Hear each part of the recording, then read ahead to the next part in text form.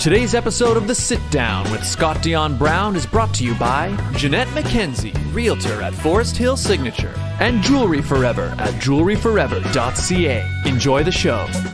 Broadcasting live from Glenmore Record Studios in Toronto, this is The Sit Down with Scott Dion Brown, your Sunday morning talk show with interesting guests, live musical performances, and the most fun you can fit in your coffee cup.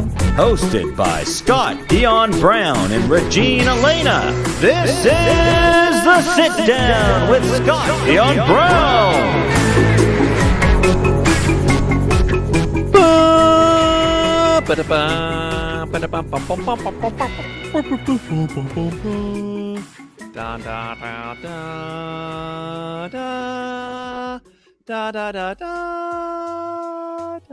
Good morning, ladies and gentlemen. Welcome to our Star Wars special, episode 183 of The Sit Down with Scott Dion Brown. A Star Wars special? Indeed. A surprise, to be sure, but a welcome one. Hello to you all. I am your host, Scott Dion Brown, and today we are joined by a very, very special guest host.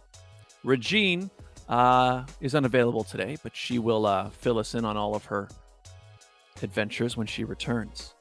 But we are joined by a very special guest host who's the perfect host to have today because, well, just like me, she is a giant Star Wars fan. So, ladies and gentlemen, please welcome to the sit down, Melanie Renaud. Hi, everyone. Hello. Good morning. Good morning. May the force be with you. Yes, you as well. So you've got a Stormtrooper mug? Yeah. My Stormtrooper coffee mug, fueling me this morning. Nice. I've got Grogu. The only problem I have with the Grogu mug is, this hand is typically on the mouse down here, and I usually left hand with the coffee. But if I do that, then you only see the back of his head, so it's not. Yeah. It's not perfect, but then again, look, he's holding like a frog like that, so maybe I can kind of grip it like this. Yeah, that's the only thing with those mugs, like if they're on the side and you're using the other hand, it doesn't exactly work. I have a few of those, but this one, it's from the back. Yeah, right? So it works either way. Yeah. Yeah, I like that. I think I got this in Disney. That's where I got it. Oh, sweet. In 2014. So it's lasted me a few years. Cool.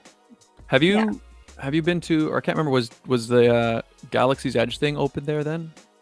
Have you? No, I don't think it was. No, it wasn't back then. I haven't been since, so I would love to go to Disney to see that. Yeah, I've heard it's cool. I've heard it's really cool. I haven't been there yet, though. But so we're doing a Star Wars special, everybody. Hello, good morning to you all. And why are we doing it now? I mean, so obviously the ideal time would be like May the 4th, which passed, but I just thought, well, in fact, when did I have the idea? I knew I wanted to have an episode where we talk about particularly Kenobi, because that's just coming out. And then when you were on the show a few weeks ago, you kind of happened to mention you saw Grogu behind me. Who's still there. You guys can see him right now, but he's there. You go. Now the audience can see him. Grogu's sitting there. And you were like, "Oh, I notice you have, And then I realized you're a Star Wars fan, and I was like, "That's perfect. Okay, So here we are now. So I think we're going to talk everything. Well, I don't know where we're going to go. Everywhere Star Wars. I mean, I could talk about Star Wars for a long time. I'm sure you can too. But why don't we start? Let's let our audience get to know you a little bit. So, Melanie, tell us about yourself and your journey as a Star Wars fan. Yeah, let's start there. Okay. Well, so my mom is probably the only one that wasn't really into Star Wars out of her family, which I think is really funny because me and my brothers, and then her brothers and her sister are all huge Star Wars fans. So my mom's kind of left out a little bit, but we try to include her in everything, but she just doesn't get it. So like growing up, Her youngest brother was only like 12 years older than I was, so he was pretty young when I was born. The other one was 14, and they were huge Star Wars fans. So like they were there with the original Star Wars coming out, growing up with that kind of. So it's a little different, but that's what they brought in with me. So I grew up watching like those movies, and then initially to the next trilogy that came out as well. And I just love them. I just love the idea that there would be this whole other galaxy of so many things going on, and just the creativity of it, and the characters. I really love the characters. So it started out with the movies for sure. And they were really into like the expanded universe as well. So I know things about the expanded universe just from them. So honestly, it came a lot from my uncles and my aunt. And it's funny, my aunt messaged me because I was like, look at what I did for this episode, like the purple lightsaber. And she's like, you know, purple is like borderline Sith. I'm like, yeah, but I love the purple lightsaber, and I know like so much research on it. And Mace Windu is a badass. So Yeah. you know, you just have to go with the purple lightsaber. But yeah, my mom was just like, nice. Yeah. So, yeah, it started out there. And then also, like, I think I mentioned in the last episode, like, I really like Mara Jade, who has never been in any of the movies. Like, she's a fan favorite from the expanded universe, I guess is what you would call it now, extended universe. Yep. But she had a purple lightsaber because she was originally under Palpatine, and she was actually hired to kill Luke Skywalker. So she moved from the dark side to more of the light side in her journey. And I just really loved her character. So that's kind of where the purple lightsaber, I guess, and purple's my favorite color. So I feel like I needed to explain that a little bit. But yeah, like I've grown up with it my whole life. Like it's always been around me. And I guess I watched the Clone Wars when it first came out too. My brothers were very much like, they were very young at the time when the Clone Wars came out. So they enjoyed watching that. That was kind of like their pull into it a little bit, which I think was really good. Ahsoka Tano was a favorite in our household from that series. And yeah, and then obviously the newer ones when Disney acquired Star Wars, I've seen all of those. Yeah, I took my boyfriend to see Rogue One. He's not a huge Star Wars fan, but he did enjoy Rogue One. So he hasn't watched any of them, but I tried. At least he saw that one. Baby steps. Yes, baby steps. Actually, my girlfriend she wasn't a Star Wars fan, but she's what's really made her one now was I guess it was the Bad Batch first. She didn't really like the original trilogy not much. She had watched all the prequels, when we were younger. Yeah. But I think what really got her into it, like they were she didn't really like them. They were fine, they were just movies she had seen. But I think what pulled her in was I started watching Bad Batch because I hadn't seen it. And the thing about Clone Wars and all of those, I never watched them when they were on because most of my Star Wars fanness was through the films. And yes, I kind of thought Clone Wars was just like a kid show, so it didn't really interest me. Like I only ever saw like maybe a few seconds on TV, and I was like, okay, it's like a little cartoon, it's fine. But I didn't really think of it as as canon or like as just. I thought it was just something that they made, for the kids. And then it wasn't until I watched Bad Batch when I was like, wait a minute, this isn't really a kid show at all. And then watching that made me go back and watch Clone Wars, and like obviously the animation style is like, kids will enjoy it, of course, but it's the continuation of the story. Like if you really want to know what's going on, you have to. And like, it's not like so many people die in Clone Wars. Like there's a lot of like the clones for starters, but people are getting stabbed all the time. People are getting, choked, and I mean it's awesome. Yeah. Yeah. I watched it when it first came out. So it's been a while since I've seen the Clone Wars, but it was the films that I primarily loved as well. But my brother was telling me, he's like, if you rewatch the Clone Wars, like you'll see more, like, I don't even remember. He's like you can really see Anakin shift during that animated series. Like he's already choking people, and I was like, oh yeah, you're right. So yep. Yeah, it fills in the gaps. In fact, I'd be curious to know how your experience with all the films was, because for me, I really, really got into Star Wars when the special editions came out. So I remember I had the original trilogy, the like no special edition, like on VHS, and I watched those all the time. And then right around then is when suddenly Star Wars started coming into theaters, and I was like, the special editions. So that I was into that, getting all the toys, all these, I was so into it. And I remember it was around that time when I was watching this. I was almost all the time I would come home from school and like watch one of the movies. Mm-hmm. And then the prequels started to come out, and I liked the prequels, but they didn't. I didn't get into them in the same way as I did the original trilogy. I liked them, but I found the weird thing for me is that it almost felt like after I started watching the prequels, I kind of stopped watching the original trilogy for a while. Like I just wasn't as passionate about it anymore. And then it wasn't for a few years later when I went back and watched the original trilogy. I was like, oh, actually, these are really, really good. Like I almost forgot, because I don't think the prequels are at the same quality as the original trilogy, in my opinion, anyways. And then sequel trilogy, I like 2 out of the 3 movies, but I kind of have some disappointment about the sequel trilogy but I'm curious, how do you rank the movies? What are your opinions on the 9 films, I guess? I'm also very much leaning towards the original movies.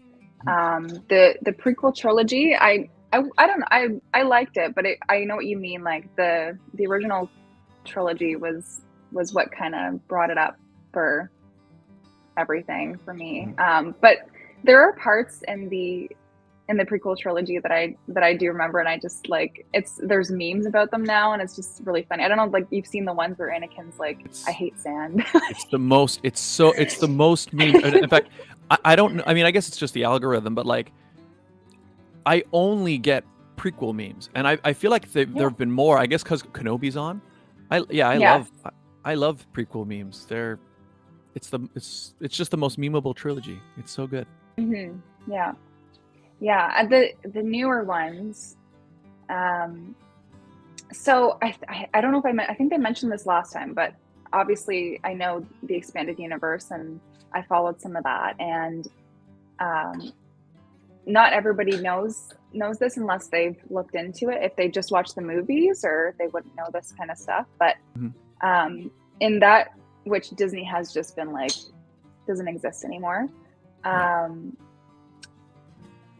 Leia and Han had 3 kids, and their first oldest, they were twins, and one of them, the boy, it was a boy and a girl, became like onto the dark side, and they would fight eventually. And so when I actually auditioned for the Star Wars movies, like the new ones, when Disney took them over, I read the script part where it was Rey at the time, but it was so secretive. I don't know if you were around for the auditions, if you knew much about that, but they didn't tell you who the names were for who you were auditioning for. It was just the script, like girl and boy.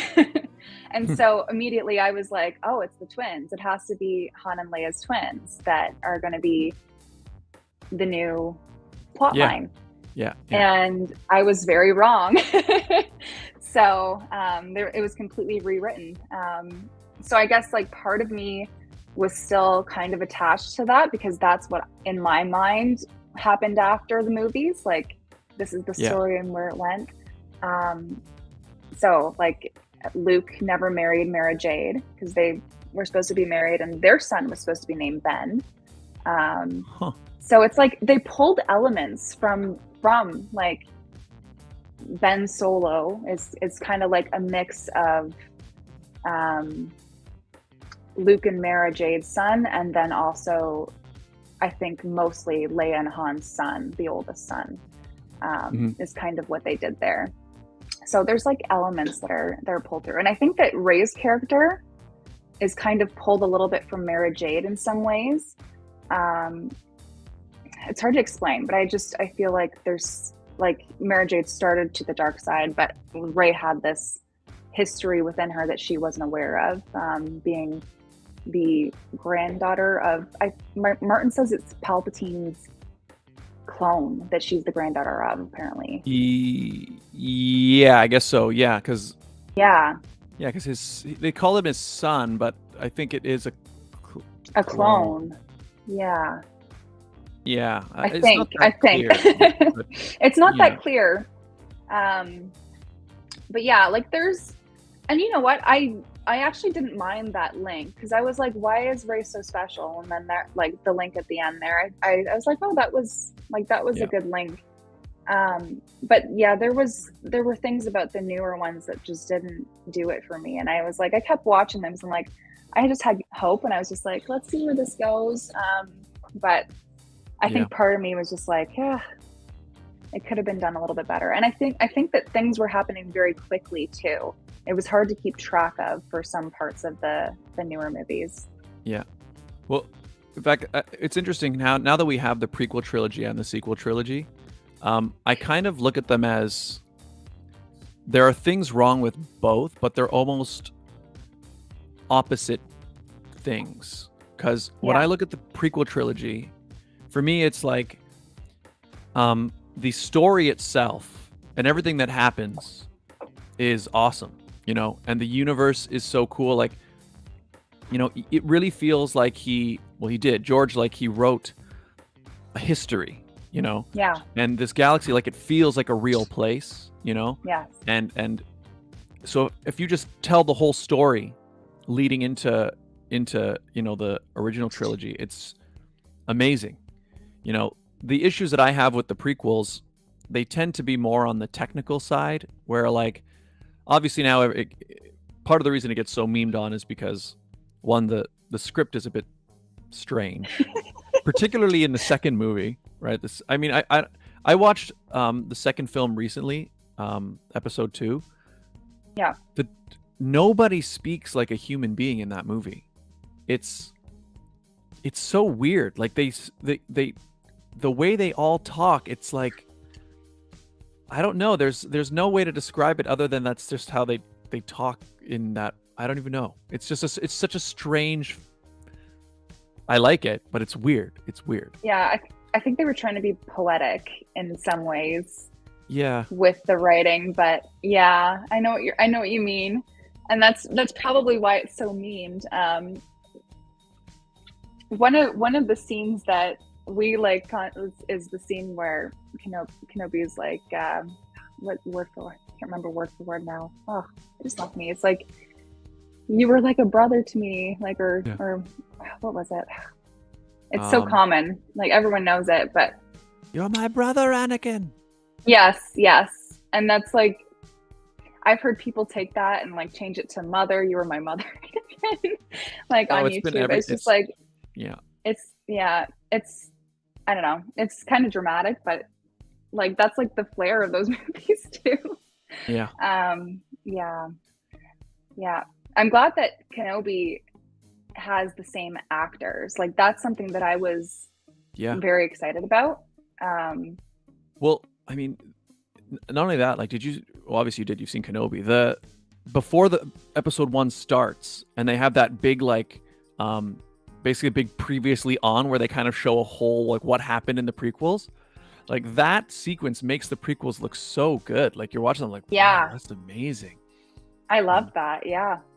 Yeah. I'm glad that they did that. Like, that was a really good opening. And I was like, wow. And I think, like, for me, that I've watched them, I don't know if anybody that's that's watched Kenobi, I hope that they have seen the other movies, but if they haven't, it kind of gives them a little bit, I guess. Mm-hmm. But for me who's seen them, I'm like, wow, like that's the perfect lead up to this. So that gave me like a good starting point, I'd say, to watch that. I think Luke and Leia are supposed to be about 10 years old in that. In Kenobi, yeah, that seems about right. Yep. Yeah. Yep. Yeah, because I was trying to like through the timeline. I was like, where is this happening? It's happening. I think they're about 10 years old. Basically the halfway point, pretty much between A New Hope and the end of the third one. What was I just saying? So I was saying, so the prequels, the story is great, but the execution, again, the visual effects, because they did so much blue screen and green screen, it doesn't really hold up. And again, it's like the dialogue is a bit strange for me.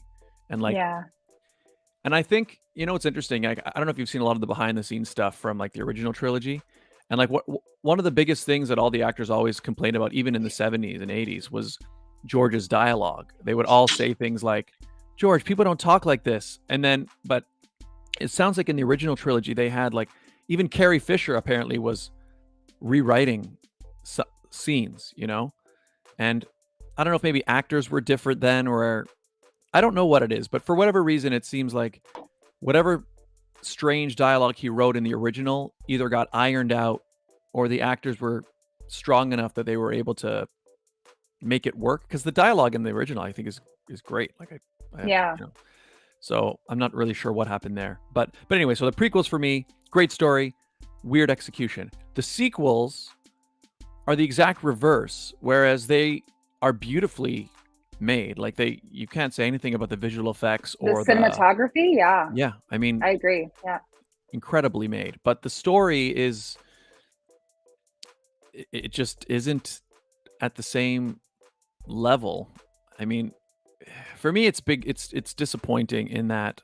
Well, I don't know if you probably heard this. Like it came out afterwards that the sequel trilogy, they didn't have a plan for all three movies. Like they basically, I guess Kathleen Kennedy was in charge. She basically hired 3 different directors to write the 3 movies, but there was no overarching, okay, this is where we're going, this is where it's ending.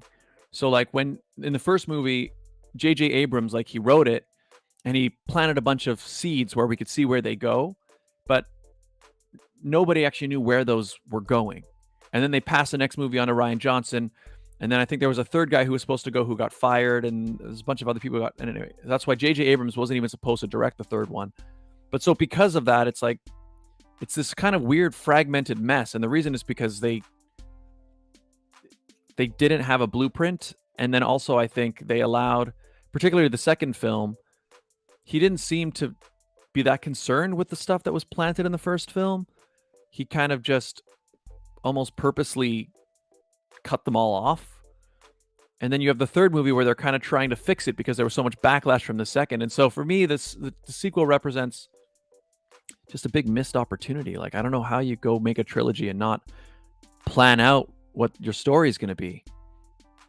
Yeah, that reflects in it. It's very clear that it's just all over the place. And that's how it felt being in the movie theater. It felt like there was no flow. And it seemed like in the last episode that they tried to bring that back. But it is a missed opportunity for sure. But I will say that there were also some really good memes that came out of those as well. I mean, that's true. Yeah. I remember wide Kylo Ren was a big one for a long time. Yes. Yeah. Anything Kylo Ren was hilarious to me. Like his whole character was just hilarious to me. And I don't know if you saw the SNL episode that he was on. Oh yeah. The undercover boss.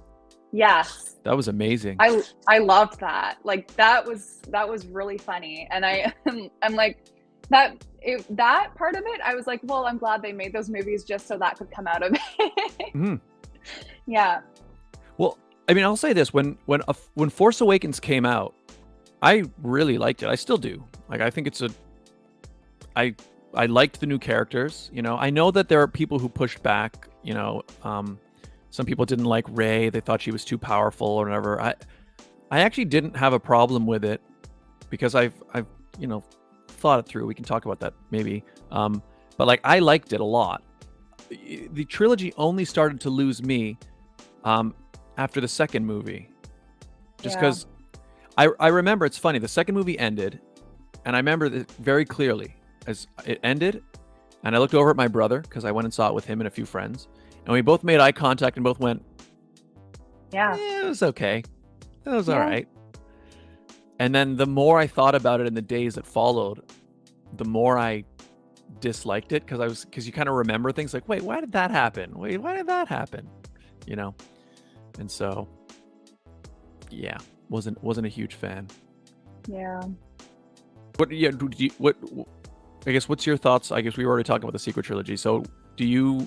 Because I find some people either really love The Last Jedi and some people really, really don't. Curious where you sit there.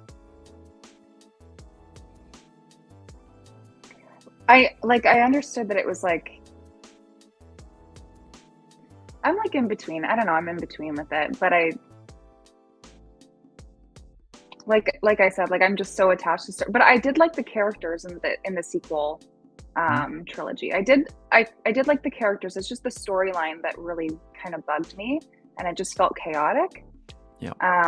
But I did kind of like, and that's why I kind of held out hope. And then seeing the second episode, I know exactly what you mean. It wasn't what I expected. But the third one, they did try to bring it back, and certain elements of it, I was like, okay, like I understand the tie there, but it just wasn't apparent that it was going there either. And I think that flow was important for those movies. So I think as a whole, like I'm just looking at it as a whole and not really like individually the movies. But like I didn't hate Rey I didn't hate Rey, but obviously the first movie, I was so attached to the original expanded universe. So that's why I think I'm a little bit biased there, but I also was like, you know, I do like the characters. It's just the storyline that's kind of chaotic for me, and I don't know where this is going. And apparently neither did the director, writers know where they were going. So that's what it gave off. Yeah, I don't even know how that could happen. I mean, part of me thinks it's just sort of like egos, I guess. Like, you got to think Rian Johnson got brought onto the second movie, and because I'm just trying to think, if somebody hired me to direct the second movie in a trilogy, right? So the first thing you do is but what would I do? I'd look at the first movie that came. I go, okay, so you know what happened? Okay, how does it end? Okay, so I see. So this movie so they suggest this could be a thing. They suggest, okay, so these are the questions that are being asked. Okay, now let's see if we can come up with some answers to those things, you know. And this one, it just feels like, well, for starters, I heard that he had already written the script practically like 90% before the first one even came out. So that tells you a lot already. So, and the thing that's interesting is, again, the way The Last Jedi ends is it kind of ends as its own self-contained story. Like they escape and they don't really set up anything for the next movie. It's kind of just, I don't know. Because it looks like, you know, J.J. Abrams set it up. Okay, here's Snoke. Our bad guy's Snoke. But in the first movie, we don't know anything about him.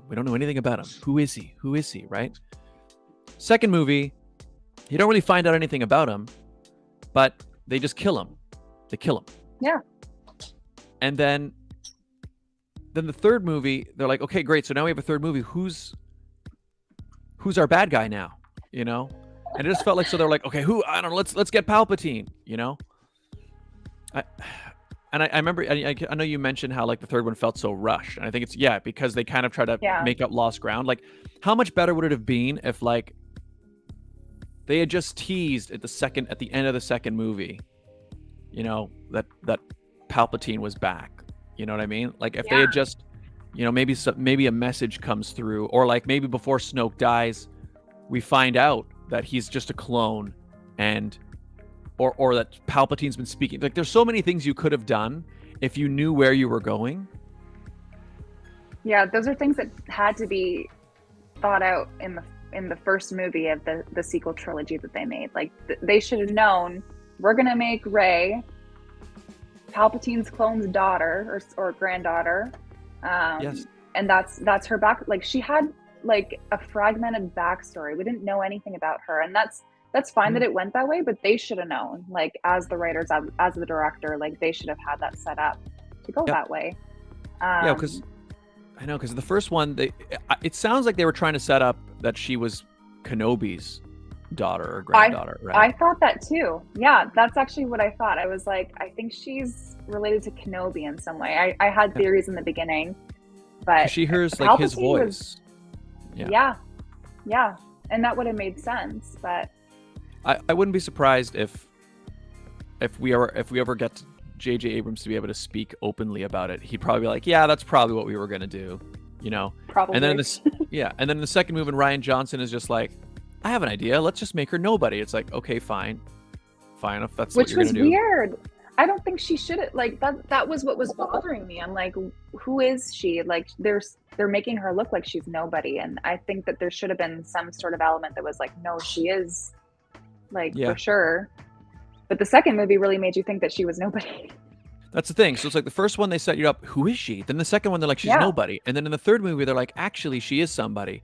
And it's like, okay, it's fine. So I guess like Kylo Ren lied to her in the second movie, but again, the problem is because they didn't know what they were doing. It's like, I think in the second movie she is nobody. Like according to Rian Johnson, because his push seemed to be that anybody can have the Force, right? That's why they have that kid at the end who's like, which is true, but as the main character, I feel like, I don't know, there it's needed supposed to to be be the some sort of Skywalker. connection. Yeah, it's supposed to be the Skywalker story. Yeah. And then also more to so- your point about this extended universe, it's like if you didn't have a story, like you could have, there's so much that's been created that you could have gone and found it. Like there's so many stories you could have told, you know? So yeah, again, missed opportunity. Like that's the thing, even though I liked the sequel like Force Awakens where J.J. Abrams started it, the thing is it wasn't super, it didn't feel that creative. It felt very safe, right? Like it's basically like people have criticized it saying it's basically just like a soft reboot of A New Hope, and that it's kind of the same story, that they're fighting the rebels fighting the Empire and they're blowing up the Death Star, right? And I don't necessarily agree 100% because I think it is its own story, but in the sense that structurally it's the same. Like it definitely feels like we're right back where we left off. You know, like I would have liked to know like what actually happened. You know, like obviously after the Empire got destroyed, there would have been a new government formed. What would that world have been like? Would there have been more? What are the politics like? You know, and I feel like they chose not to explore any of that. Instead, went this very simple route of no, Star Wars is the Empire or the Resistance, or what do they call it? No, the First Order versus the Rebels. So that we're just going to tell that story, you know. Whereas, you know, they could have gone a lot more places with it, but they didn't. Yeah, that was weird for me too. I'm like, so much time has passed. What exactly is going on? It didn't really feel that different either. Yeah, but I didn't mind Rogue One. Like, did you like Rogue One? I liked it. The only thing I found about it was I just found the characters to be a little bit boring. Like I think I don't know if it's just because it was. I like the idea that it was trying to be a more serious. Like one thing I heard was originally, the original script was even darker in that I think the people that they hired, because the same thing happened. I think the directors got fired in that movie. A lot of people get fired in these new Star Wars, but the original premise I think was to basically make a war movie in the Star Wars universe. That's what they were going for. It's also why there are so many scenes in the trailer that aren't in the movie, because apparently they did extensive reshoots, right? So like I liked it overall as an idea, and I even like the tone and the feel. For me, there weren't any characters that I really felt myself latching onto, except maybe that one droid. the one that kind of had a personality, you know, that he was kind of snarky or whatever. I like that droid, but it didn't have anybody in it that I could feel that I could really get behind them. It was more just like, I don't know, everyone was really gritty and everybody's very like, yeah, I will go over here, you know, but that's the only thing it was missing. But I did like where they were going with it. Like, I thought it was a really good movie overall. Yeah, I think I liked how it set, like when you think about where it sits on the timeline and how it goes into it, that's what I really liked about it overall. I don't know, like the characters, I guess maybe they were like, well, we know what we're doing with these characters, so maybe if that's how you felt, that could be. I don't want to spoil it for everyone if they haven't seen it, but oh yeah, good point. Yeah, we won't spoil the end. Yeah, but won't spoil the end. Yeah, but I feel like it would have made the ending even better. Again, if you're like let's put it this way, I feel like I should have cried at the end. Yeah. And, you know, I didn't. But if I was like, that's the only thing is that I just didn't feel like that, you know, that emotional part where, and that's one thing I will say about the sequel trilogy is like Finn, Rey, and Poe. Like, I liked them. I think J.J. Abrams, one thing he's really good at is casting, you know? I liked, even if I wasn't that crazy about his Star Trek reboot, I kind of liked the first one. And I thought that he did a really good job of building the cast. I like Kirk. I like everybody who he cast to play the crew. They're just likable. There's that, I guess the Marvel movies are similar, where there's just something about watching a character that you kind of just really like. They're really funny or they're clever and you just want to go on adventures with them, you know? Yeah. I feel like they set up some good pieces. Although, I think it would have been better if they'd cast you, Melanie, for sure. I think I was like 17, 18. I can't remember how old I was, but it was fun to do, to be able to get the script and to read it and to not know what was going on. And awesome. One of the biggest things was that they wanted new actors, because when you think about like, oh my gosh. Like the original trilogy, you mean? Yes, the original trilogy. That's kind of where it's going, like how those actors were hired, and that's kind of what they wanted to recreate with new faces, and so that's why it was a huge open audition. Anybody could audition, and I think so cool. Like that was really nice, to be able to do that. But I think Rey was a good, whoever they went with was a good idea. But it would have been fun, especially as a Star Wars fan. I'm sure she was probably a Star Wars fan too. I don't know. So I don't know. But possibly. Never know. But it was fun. Kind of wish they chose me, but I could imagine. Oh, hey, Big Red Gaming, what's up? The new Star Trek is amazing. I love it. I haven't watched much of the new shows. I just watched the films, and I liked the first one quite a bit.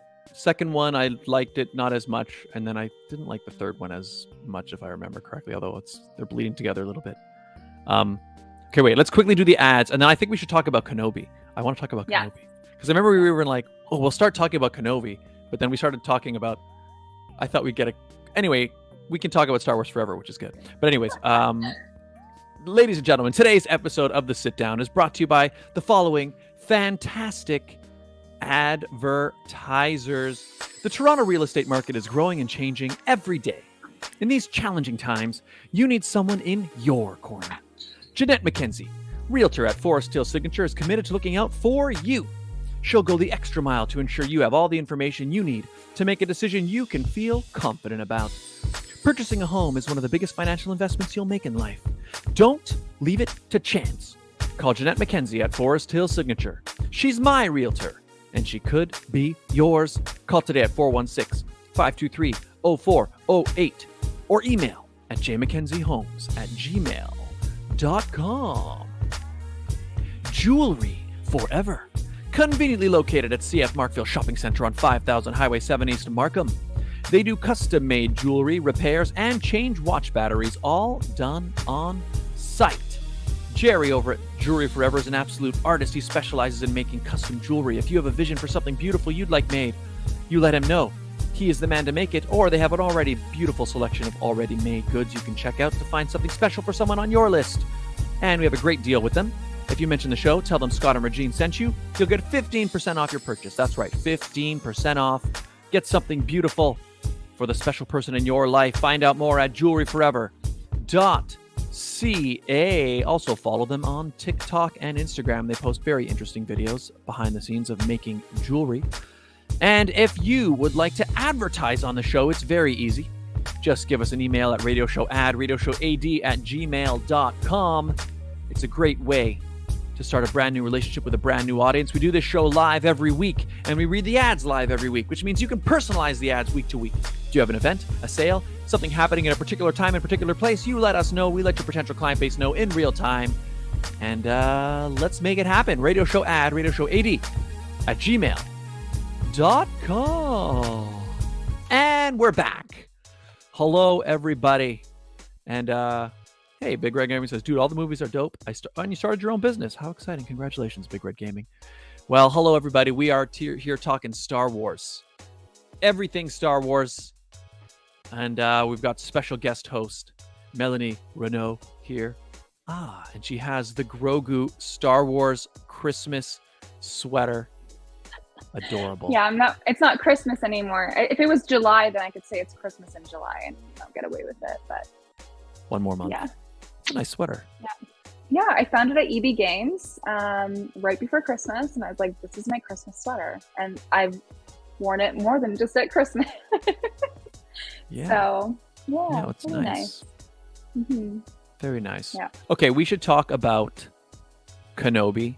So we're gonna try to keep this light on spoilers. If we're gonna spoil, we'll give a warning first, so the people can mute for a second. But let's just give an overall first. So what are your thoughts on the show Obi-Wan Kenobi? So we're also very big Obi-Wan Kenobi fans in this household. It's funny, my Uncle Rob, growing up, his name's Rob Renaud. We called him Obi-Rob Renobi. So, and I actually made him a birthday card, I think 10 years ago or more than that. And it was him badly photoshopped as Obi-Wan Kenobi. And I think I mentioned I think I mentioned you over chat that he recently became a priest.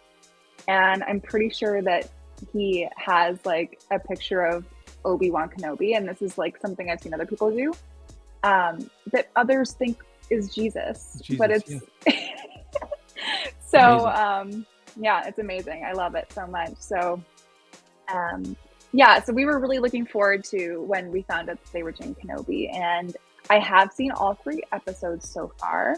I believe it's only supposed to be 6 episodes, which I think so is sad. I feel like they should make them 10 episodes. I feel like 6 is just so short, but Disney's been sticking to those 6 episode, which I know it's replacing it would have been a movie, so it's longer than a movie. So we would have probably only gotten 2 hours. 2 hours. If it was a movie. So I guess we should be thankful that we're getting more than 2 hours. But yeah, I loved the beginning of it. We talked about the beginning where it kind of led you up and the original characters. I'm glad that they're in that. There are some things that I was a little what's going on? But I think I'm excited to see where they take it, and I love that they cast the original characters from the prequels. Yeah, Yeah. I love that they're bringing it seems like anybody and everybody who's still anyone they can get, they're just pulling them in, and I love it. And I'm like, why recast if you can just keep them, and the people already love those actors in those positions. It's familiar to them, so I think that's an important element. I think that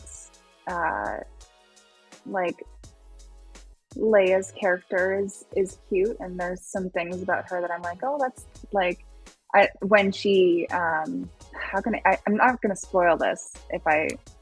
Maybe we should. Okay, let's just say, because I kind of want to talk about it. I do want to talk about the specifics. So, okay, I will say this. Let's just say yes. Spoilers. Yeah, spoilers for Kenobi starting now. Yeah, Okay. in fact, here I'm holding Grogu like this. When he comes down, then we're not talking about spoilers. Okay, go ahead. Ooh. Well, I like that they have this connection. Like, so obviously Kenobi and Leia, he's sent to go find her because she was kidnapped. And like she said under her breath, like, old enough to be my grandpa, which is kind of like a jab at the fact that it's supposed to happen like a little bit earlier in the series, so he's probably not supposed to be that old, but I mean, he looks pretty good for his age. Like, yeah. I think he looks okay, but I think it was really funny because I think that that's where the writers were like jabbing him, like, oh, you could be my grandpa, not my dad. One thing that I think was a little weird to me was Kenobi like meeting Darth Vader, I guess, meeting Anakin. Yep. I felt like their fight scene was a little weird to me, and just, I don't know what it was. Like, I was just kind of like, what? A little bit maybe too dramatic. I don't know. I feel like there needed to be more maybe dialogue. I just feel like he wouldn't just flat out act the way like, I know he's Darth Vader and I know he's dramatic. I know that that's his character, but there's still like a history there, and some things that I think would have been said before or during that fight scene. So that was part of why I was like, I don't know. But overall, I am currently enjoying Kenobi more than the sequel trilogy, I think. I think I would agree with you there.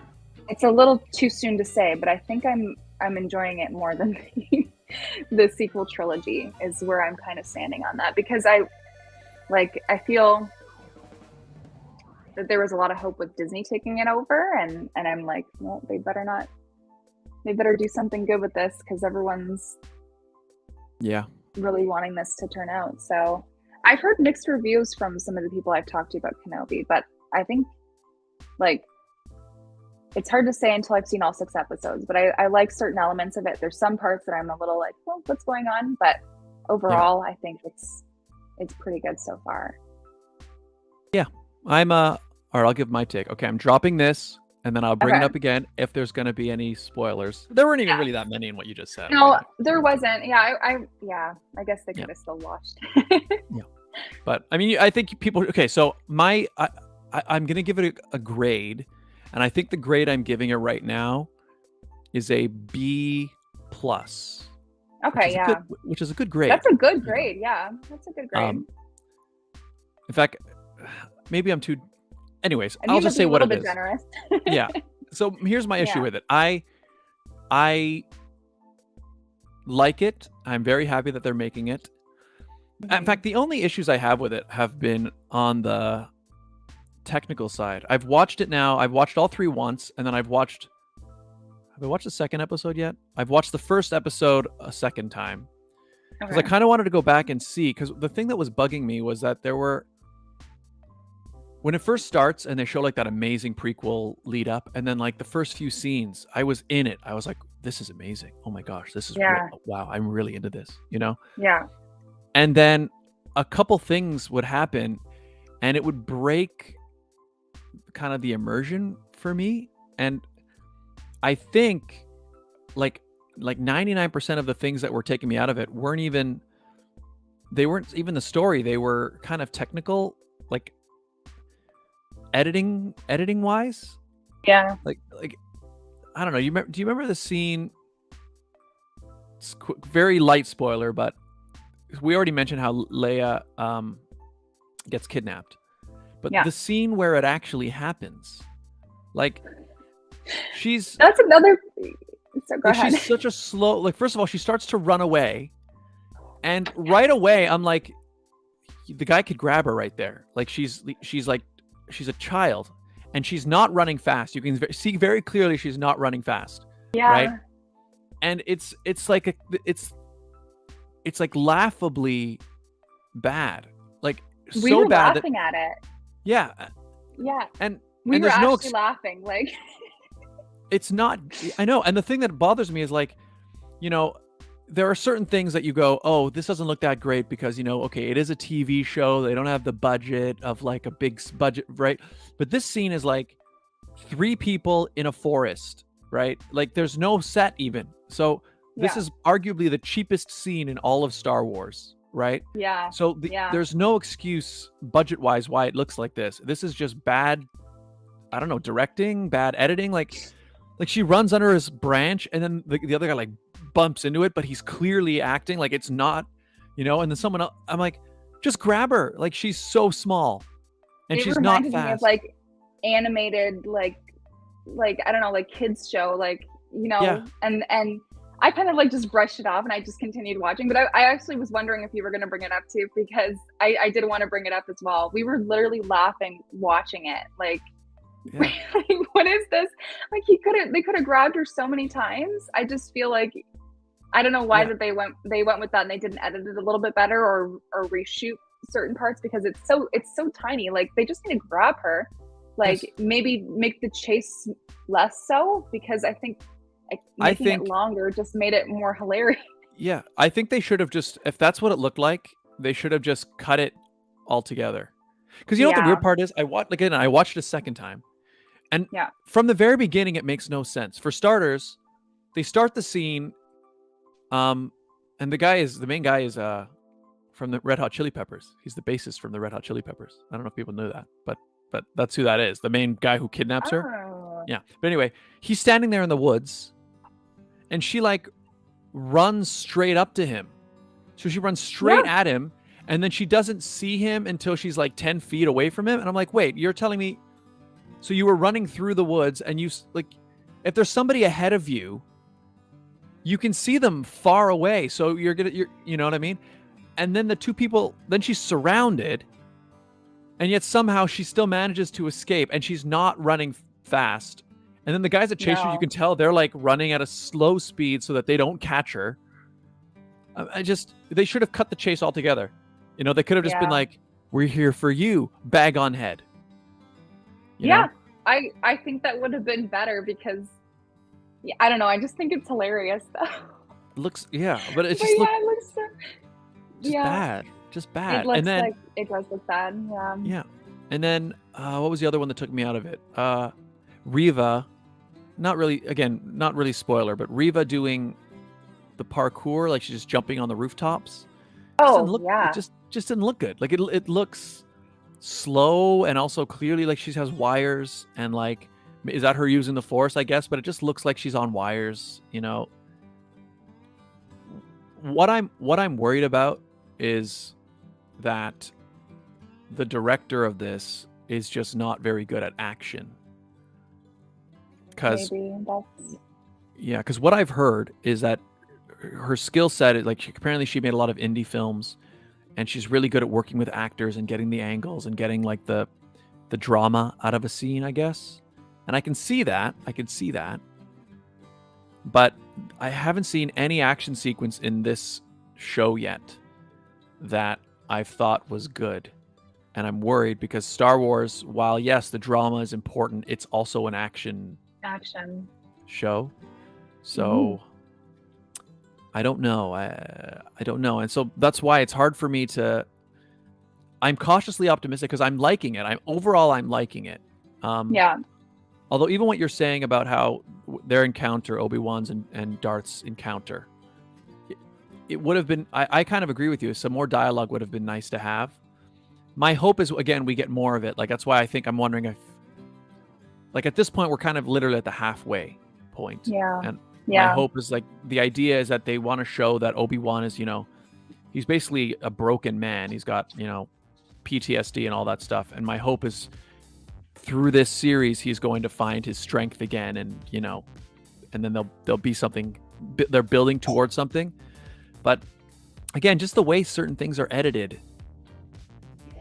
Even them rescuing, like even him getting rescued from the fight with Darth Vader was weird for me. Like I was watching it, I'm like, they could totally go through that. Like, yes, I don't know. Well, specifically, So I actually watched a couple videos online because other people were talking about that, because it's the same thing. Like we know that a Jedi could leap over, like easily jump over that, right? Yeah.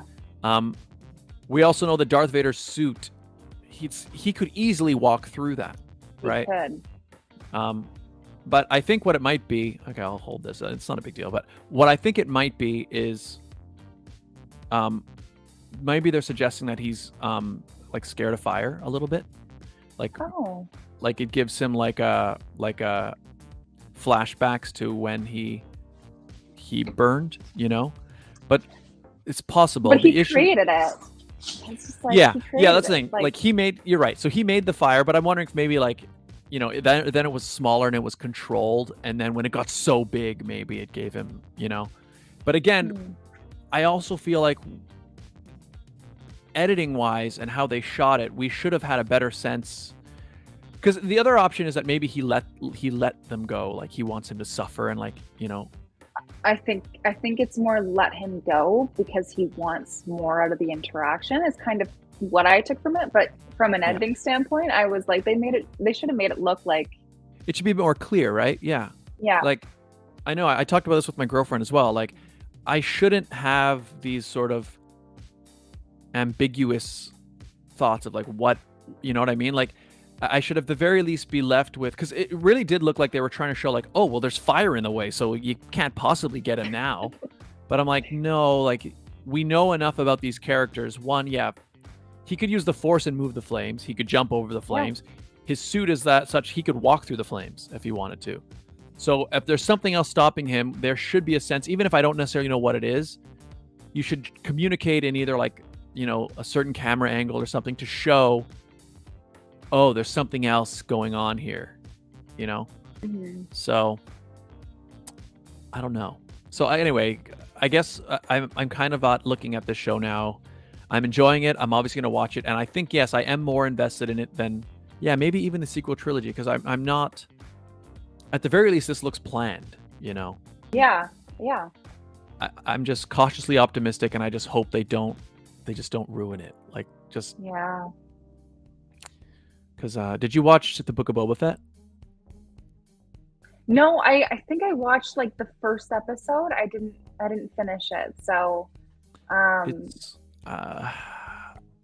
did you watch The Mandalorian? I watched The Mandalorian. Yeah. All right. So, the Book of Boba Fett, obviously, it continues from there, but yeah, there are also like episodes in the Book of Boba Fett that they're basically episodes of The Mandalorian. Like, to know what happens next in The Mandalorian, you almost have to watch Book of Boba Fett. But I will say, overall, like, I was not happy with the quality of the Book of Boba Fett at all. Like, it felt like all the problems that I just complained about in Obi-Wan, they're way worse in the Book of Boba Fett. Like, yeah, I watched the first episode, and I think it's probably, I meant to finish it, but nothing's pulling me to finish it, if you know what I mean. Like, yep. Yeah, so I haven't gone back to it. Where there was things in The Mandalorian that I was like, I was more invested. It's the Book of Boba Fett. I'm just, yeah. Like, I got through it. And again, I have to watch this because I want to know what happens next. But yeah, in fact, it's funny. I'm watching it. As I'm watching Book of Boba Fett, I'm like, this should be season 3 of Mandalorian. This shouldn't be in this show. Its own, yeah. But I think that's what they intended, though. They intended that you watch it like after Mandalorian anyway. It's supposed to be continuance, but different characters. Yeah, well, you'll see. Whenever you get around to watching it, the problem for me is like, it looks like critical plot points to the Mandalorian story occur in Book of Boba Fett. So let's say you're somebody who, like, you're in the position right now. You watched episodes 1 and 2 of Mandalorian. You haven't watched Book of Boba Fett. But then if you decide you're going to, I like The Mandalorian, I'm going to watch season 3.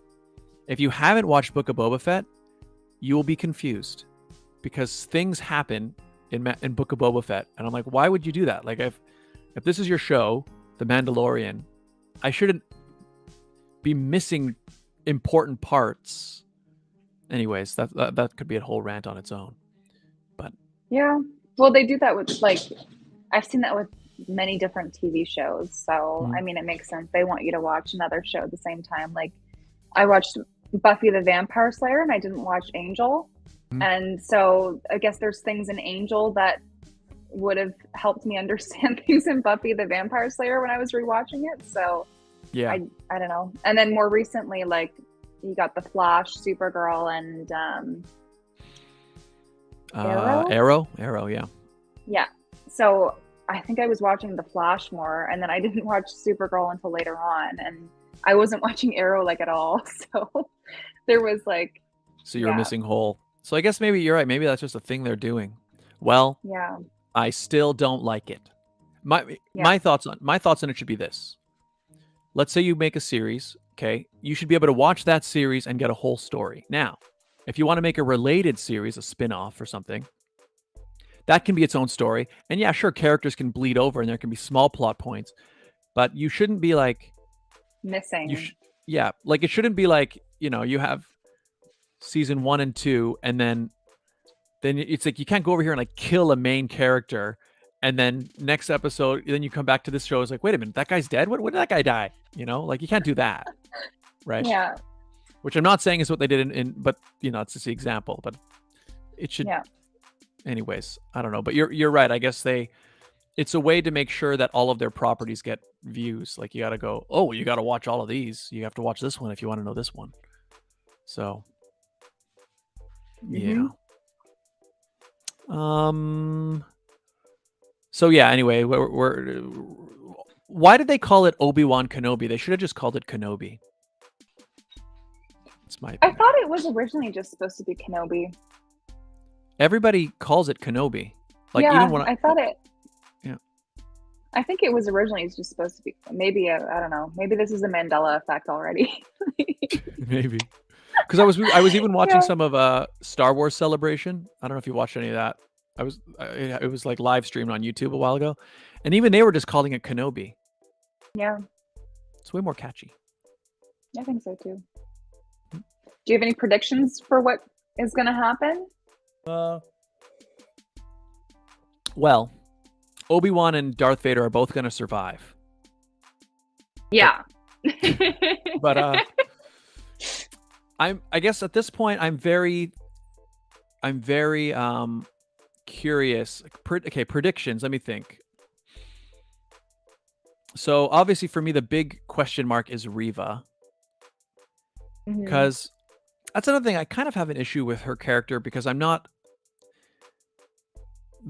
It feels weird because she kind of just looks like a regular person to me, and it stands out when she's next to the other Inquisitors because like the other Inquisitors are very like characters. Like the one guy's like, "You must make sure," and the other woman there is like, "Yes, me," and then she's just like talking to them, and I'm like, it kind of feels strange. But I'm wondering if maybe they're setting up like, who is she? Like she seems to be somebody else or some, Well, I think I've already kind of. She probably was a child that. Yeah, in got the temple, taken, right? Yeah, and then obviously they didn't kill her because they were able to turn her to the dark side because they killed the ones that they couldn't. So she was kind of groomed into this position. But that's all I really know. I don't know that she's somebody besides that, Yeah. So I'm trying to think now. So I guess predictions wise, what I hope happens is that she is just a really awesome bad guy who, is trying to get in favor with Vader, and then she gets killed at the end in like a really awesome fight, or maybe Vader himself kills her. That's what I hope happens because I think it'll be cool if they execute it well, Yeah. My concern is that they're going to try to do this thing where she like gets redeemed and becomes a good guy at the end. I don't really want that. I don't want that either. Like I think she should just be a cool villain, because we need that. But Yeah. I don't know what this thing. It's hard for me to make a prediction because I don't know what they're. Okay, I guess I have to make a prediction though. We're doing predictions. I'm going to err on the side of optimism and say that we're going to find out that she has a very, very tragic, horrible story and makes her way. Because I think we'll see more flashbacks. And we're going to find out why she's obsessed with Anakin specifically and how she knows that he is who he is. And then she will obviously get bested by Obi-Wan because Obi-Wan will find his courage and his Jedi-ness again. And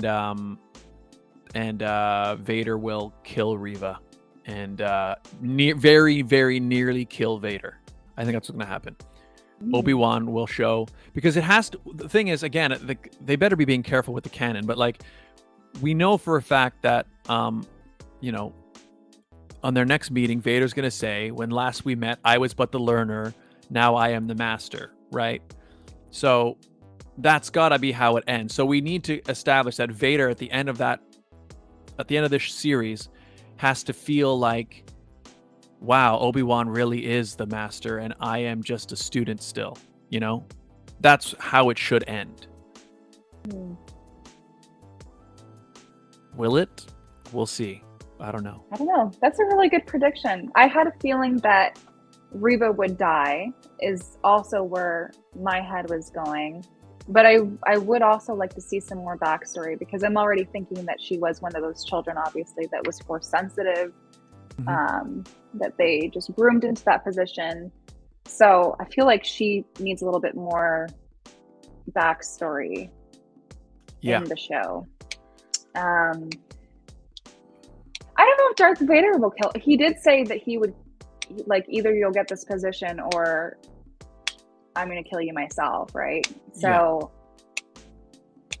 yeah, I think it would make sense that she would be killed by him. But I also feel like she could be killed by something else. Like maybe she just failed altogether. Maybe Obi-Wan kills her. I don't know.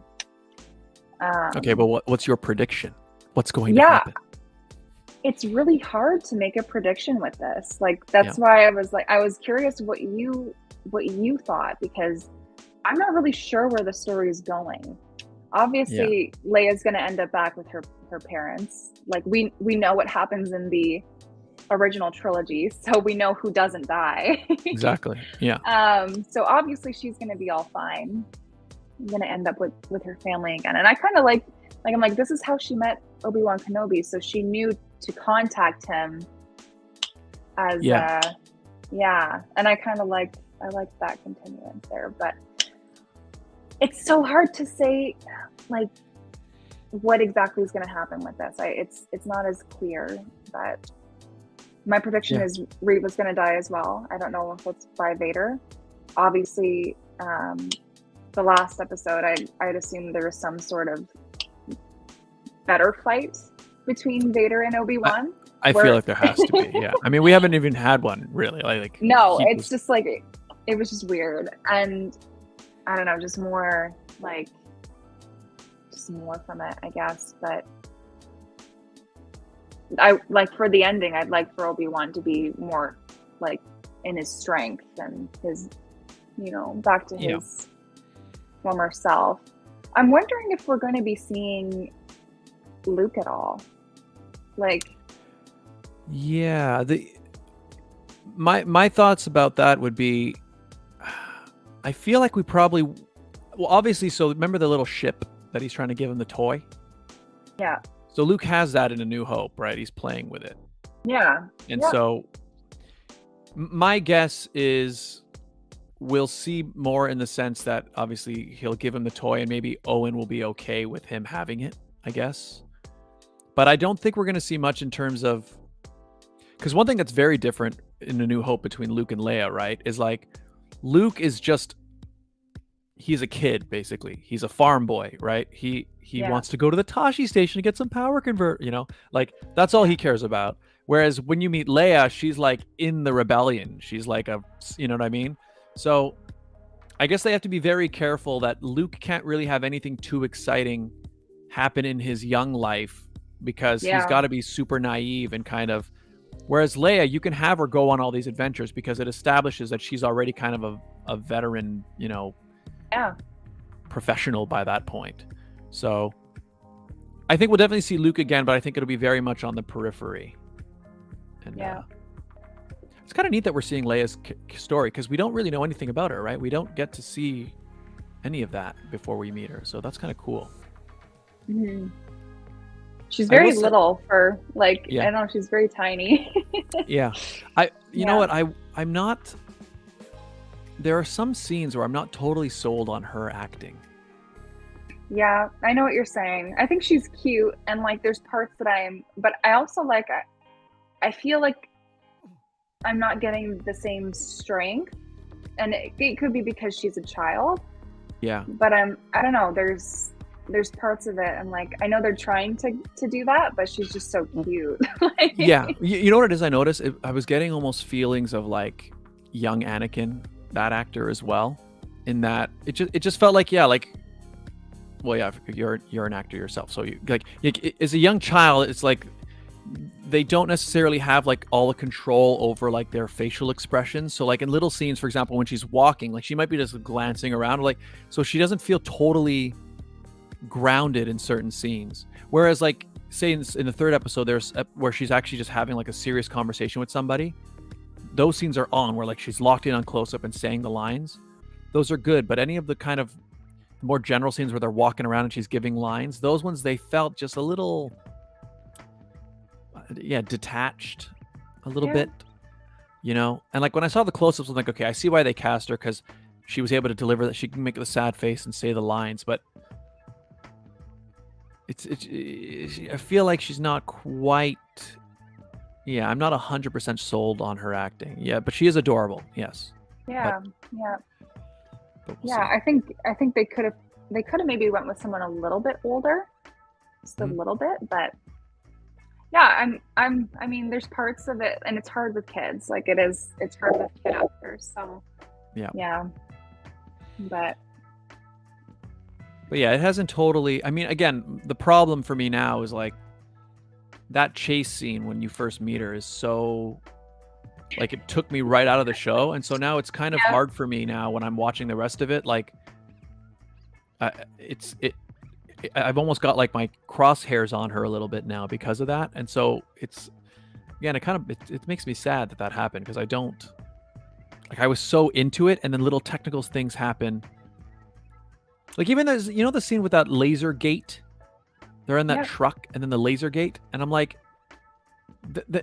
why did he have to break it? Like they could have walked around the gate. And I was like, but no, you showed me this. You took the time that he's trying to close it. He's trying to open it. It doesn't work. And then he has to blast it. And then they cut to a wide shot, and it's like, but you could have just walked around. Yeah. And I was like, why, why even have that in there? Like, or why don't you make it a wall? You guys built that set. Like, if you're going to put so much emphasis on him having to break it open, why don't you make it that it's not, you could have put a wall on either side. Just weird little technical choices like that make me go, what? Yeah. So I think it's interesting, like Obi-Wan must have been checking in on Leia to make sure that she didn't have any like force sensitive powers, because I just think it's weird that he's so concerned about Luke. Yeah. Right? But not concerned about Leia at all. Like they're twins. They should equally have, like, obviously Leia didn't, but he's just already more concerned with Luke. I'm not sure with that. I mean, I guess it's just because, I mean, they just say like that's his job was to look after, you know what I mean? Yeah. But you're right in the sense that, like, obviously he's keeping an eye on him, and then obviously to see if he becomes force sensitive, and then can be so he can be trained, right?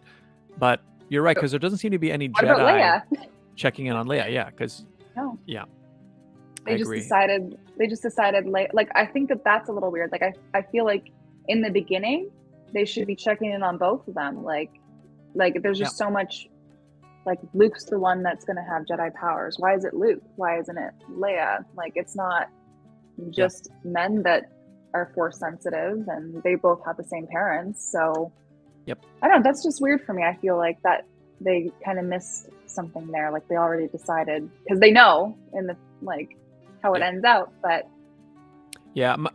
I would imagine, I guess there's a part of that that's just because I think when George wrote the original episode 4, right, and he set it up that way, but like my understanding is when he first wrote it, he didn't realize that Luke and Leia were brother and sister yet. So when he wrote episode 4, it's not really, he made them brother and sister for this, I guess, in the second movie. But in the first one, they hadn't yet. So I guess it's probably a situation where they're like, okay, so where do we start? Okay, so Leia's from Alderaan. We know that. Luke's on, So I guess this is their way of like, but you are right. Like, for example, what they should have done was maybe they could have had some Jedi keeping an eye on Leia. Like at the end of the prequel trilogies, they could have established that, oh yeah, it's this person's job as a Jedi to check if she, I don't know. But you're right. Because they already know at this point, like the writers know how everything turns out. Yeah. So they know that they're brother and sister. Yep. So I feel like that's, you would have thought in the beginning they'd both be checked on, but there's just so much emphasis on Luke. True. Like, just like eventually, but right now, I don't know. Maybe he just figured that her adoptive parents would just be like, yo, she's moving things. I guess so. Yeah. I don't know. Yep. Yeah. And I guess maybe in their defense, it could have been the situation where like they didn't know at the time how many Jedi were alive because of Order 66. So maybe it was more just like we'll take Leia. We've always wanted, okay, we'll hide her. It was more just like keep her away, keep her alive. Yeah. And then Obi-Wan was like, okay, I guess I'll go with Luke. So I guess that's Luke's adoptive parents, like his uncle and aunt, right? So he is Anakin's stepbrother.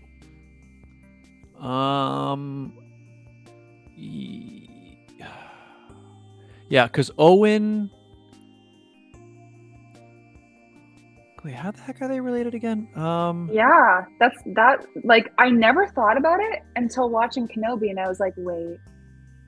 I'm like, his mother was a slave. But she eventually got freed. She did. And then, but there was no brother. You know what I mean? So she.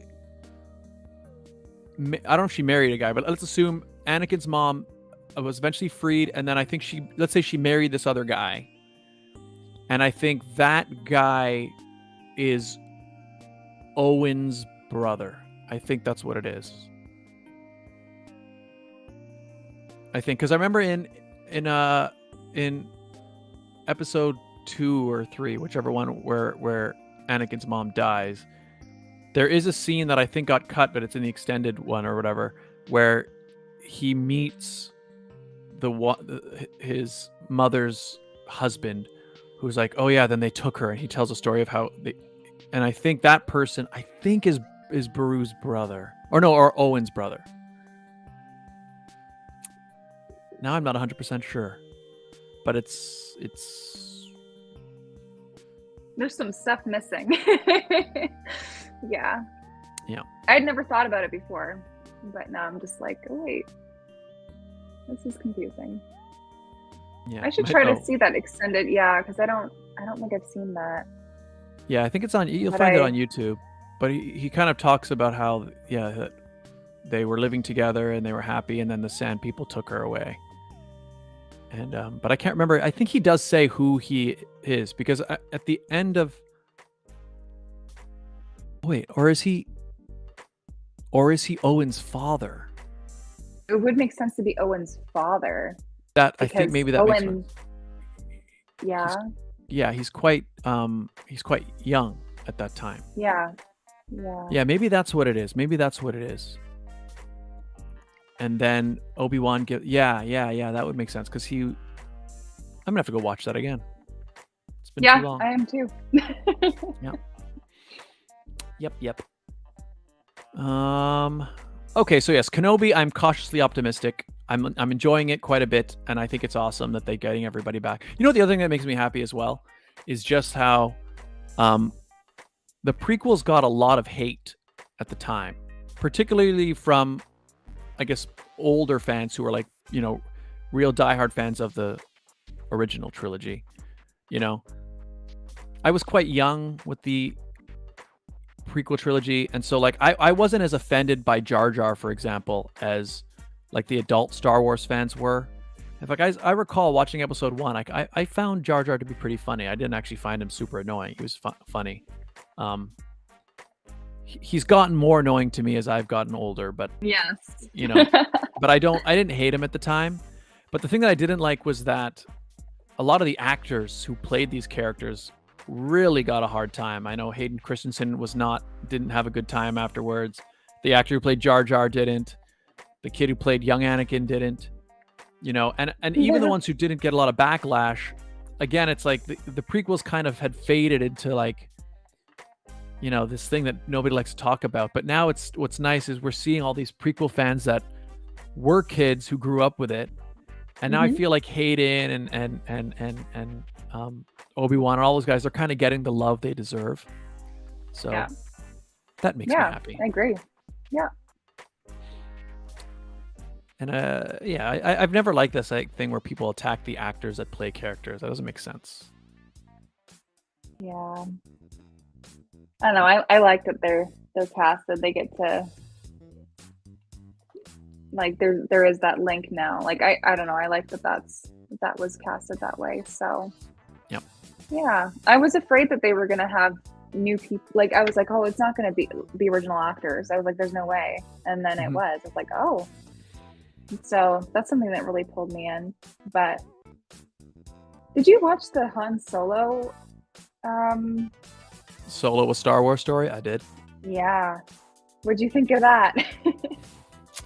It was okay. So as a movie, I don't think it's terrible. It's not a terrible movie. But for starters, the guy that got to play Han, he didn't feel like Han to me at all. You know, he just kind of felt like the problem was like he's a good looking guy.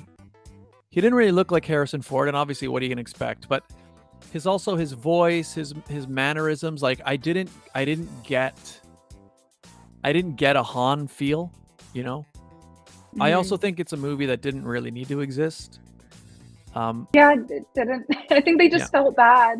They probably felt bad and they're like, we need to put out a Han movie because What also didn't help is that one came out right after The Last Jedi. So it was like, I think if it had come out either first or maybe right after Force Awakens, I think people would have liked it more because people were still optimistic at that time. But because I know The Last Jedi, I think made me fairly cynical about, oh, wait a minute, this isn't there's something wrong here. When I watched that one, I watched it with different eyes. But overall, I mean, it was just, you know, when you watch if I try to watch it objectively just as a movie, it's fine. Like, you know, there's an adventure and they, you know, fight some bad guys. And like, I thought Lando was well played. Like, again, it looked like he was actually trying to be Lando. Like, yeah, I could see this guy growing up to be this guy, you know? But I wasn't, I've only watched it once. I didn't feel the need to watch it again. I also only watched it once. Yeah. But I think I had more hope for it. And that's, I don't know. I was worried that Kenobi was going to end up, when I had heard that it was happening, I was worried that it was going to end up being a little bit like the Han Solo movie that was put out. So I'm glad it's not. Yeah, I mean, it's definitely, Kenobi is definitely the one. Like, I was actually excited about it when I started seeing trailers. And when I'm like, wow, this is, you know, and now it's here and I'm still excited about it. I am. I'm just, you know, I wish I could give it an A or even an A plus. And it actually bothers me because I think the things that are stopping me from giving it an A or A plus are like, I think overall, I think the writing has been really good. I like the writing, I like the cinematography, but the editing and some of the acting is taking me out of it. And I think that's stuff that shouldn't be happening. Like there's no, I don't know. The editing is completely avoidable. That's why it's like, Yeah. It worries me because like that chase scene, I'm like, you're telling me that nobody at any point watched this and went, what? You can't, like nobody said, wait, what is this? That looks, like are the people creating that going, yeah, great chase. Oh yeah. It's like a children's show. Like it's like Yeah, you could play like funny music. Yeah, exactly like a children's show, like where like made for little kids and the adults are all like if this was like a Home Alone 2, and like it was like Kevin. That was done better. That was But like if you're at least if you're putting me, you want me to like suspend my disbelief in the context of like this is a goofy children's movie. Okay, I get it. I understand why like they're so blithering and they're running around like, oh, we can't catch him. Okay, fine. I understand then, but I don't think that's what Star Wars is. No, it's not. Like these people should have been like, "Ow, my back!" Like it's like, oh, you missed my grasp. So I know. Like, someone could do commentary over it. Yeah. Yeah. Not good. No, it's just really bad. Yeah. But you should watch Bad Batch. And they just released a trailer for Bad Batch Season 2. Because I will say this, in terms of Disney Star Wars, I believe that Bad Batch is the best thing Disney Star Wars has made. Wow. Okay. I just think because it's the most consistent in terms of just goodness. It doesn't have anything that happens in it where I'm like, what? There are no moments like that. Obviously, because it's not live action. Like they don't have the worries of like technical side of things, but like the story is just good. The characters are just good, and particularly if you liked Clone Wars, I think you're really gonna like Bad Batch because I just think it's just good. It's just good. It's really good. We should probably wrap up shortly. Any final thoughts on, I don't know, whatever you want to say? Thoughts on the state of Star Wars or anything like that? The state of Star Wars? I don't think we'll be seeing any more movies added to that. You know what? I don't know if we're going to be seeing any. Do you disagree? Like, I don't think anytime soon. I don't think Disney will be able to resist. I think Disney acquired Star Wars with the intention of continuing to produce Star Wars things until people won't watch them anymore. So, well, if they want to continue with the story that went not so great, I think that they should probably listen more to Star Wars fans about what they want to see. That would be nice. Potentially. I wonder, I don't think there's going to, I don't necessarily want to see a continuance of what they made, but part of me almost wonders if they'll scrap it and be like, this is like a multi-verse. That's the thing. Now everybody's going that route because it allows you to nothing matters at that point, right? Like you can be like, oh yeah, these people died, but that was the alternate. Yeah, I know. Yeah, good point. Yeah. I don't know. But I might get really confusing, but yeah. I hope they don't do that. But I do believe, I'd say sometime in the next, let's say 2-3 years, we'll start to hear talk about episode 10. I think it's going to happen. They better do some good writing. I mean, that's all it takes. And I know it's not easy, right? But I feel like they have all of the resources that there's not really an excuse. It's just a matter of just do it right, Do it right. Learn from the lessons. Learn the lessons. Yeah. I mean, because the thing is, they the shows did in a lot of ways kind of save the Disney Star Wars, right? Because I think they lost a lot of fans the way the sequel trilogy played out. Mhm.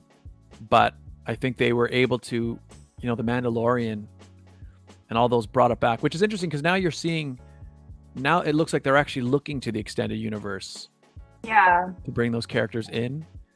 Yeah. I think there's just parts of it that I don't know how they would do it at this point because of the new movies.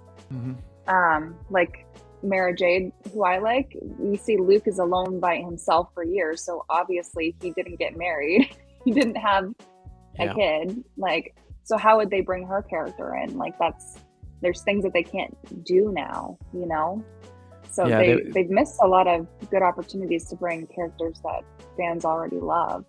Yep, that's the thing. Like, they would have to. I mean, it's tough now because everyone's so old, but like they could find a way that like he meets her sometime in between the movies, and then she leaves, I guess, or I guess dies, which would be sad. But you know what I mean? She is supposed to die, but not like right away. Yeah. So I don't know. I guess like now everything's whatever they decide to do. There's no set. Yep. They could probably do that. Yeah. I mean, I just want it to be good. Like, if you come up with a brand new story, cool, but make sure it fits into the overall universe, and just I mean, a blueprint would be good. Yeah. You're writing a trilogy. I just can't imagine. Like, I think that's the biggest thing for me. You can't write a trilogy and not plan it as a trilogy. It's just strange. Like, I can't think of any. Anyway, we're going back on it again. But Satan says, did somebody say Star Trek? That's right, Satan. Yes, we've been talking Star Trek for the last. It's our Star Trek special. That's right. Well, this was good. Did you have fun? Yeah. Oh yeah. Definitely. I could talk forever. Like, we could probably just keep going, but I think we're going to keep going to the same things too. Yeah. Yeah, that's true. Because you can see, what I feel like we have similar opinions in the sense when we start talking about, the sequels and like where things went and where things should have gone, and you can tell like the tone of our conversation went from like to like would be neat, So I feel like that's most Star Wars fans are kind of have some element of that. I'd love to be a writer on it. Like, I'd love to be a part of the writing. Because I got some good ideas and I know things. So if Star Wars is like the director or whoever is watching right now, George Lucas, if you're watching this right now, like, hire me. Yep. I can help. Well, sadly, George isn't the guy. I know, anymore. but he could be. He could just, Yep. Yeah. Well, we'll see.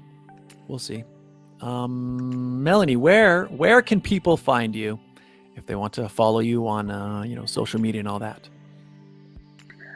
So you can follow me on my personal Instagram, which is @officiallymelanie, or my Miss Galaxy Canada account, which is Miss Galaxy Canada. I like the whole galaxy theme with my title. There's a lot of like branding that's because it's galaxy. There's the nice little like galaxy backgrounds, which is very on brand. Yeah, it's very on brand. I like it. All right, links in description, everybody, to follow her. You can also follow me at, right here where you're watching this video, youtube.com/Scott Dion Brown. Do lots of gaming. We have the sit down. I do music, vlogs. I just released a new single. Check it out. Every Day, acoustic. It's out now on Spotify, Apple Music, all those places, and also at the link in the description on YouTube. Leave a like, leave a comment on that video, but youtube.com/Scott Dion Brown is the best place. Instagram and Twitter right there, Scott Dion Brown. This was a fun chat. I think every time I'm going to do a special Star Wars episode, I'd like to have you on. We should do that. Every time. Yes, like, please have me. Yeah, especially when new stuff comes out, like maybe we could have maybe too soon to do another one on like when Kenobi ends, but maybe when the new Bad Batch comes out. Yeah, I don't know. I'll have to watch that so I can get up to speed with the new Yeah. season. Yeah. Highly recommend. Highly recommend. I think, especially now that we've talked today, and I got a better gauge of where you are Star Wars wise. Like, I think you will like it. In fact, I know you will. I'm sure of it. Ooh, So, good. so I'm excited. yeah, this was great. Thank you for coming on. Thank you for having me. And all of you guys, thank you for being here. Hit the like button if you've enjoyed the episode. And we'll see you all next time. Cheers, everybody. Cheers.